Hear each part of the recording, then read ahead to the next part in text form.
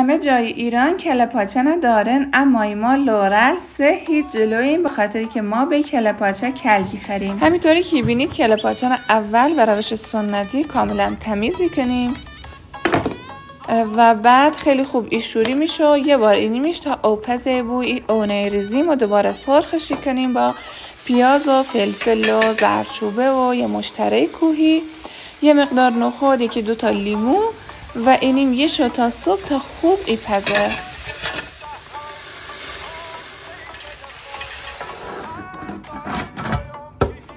حالا بعد چند ساعت کله پاچمو کاملا پخت و ایریم سراغ کلج یا همون نان بلود که به میوه درخت بلود درسته بود.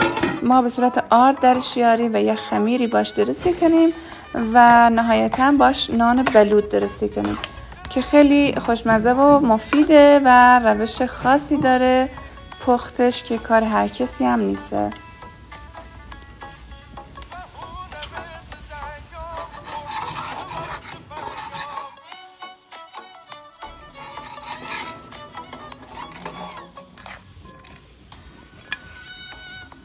این کلج یا نان بلود بین لورل خیلی طرفدار داره، به آبگوشت و کله پاچه مصرف کنن و خیلی هم مفیده. جا تو سبز این کله پاچه خیلی چسبید، چون همونجا بین مردم و روستا هم تقسیمش کردیم و کلی لذت بخش بود.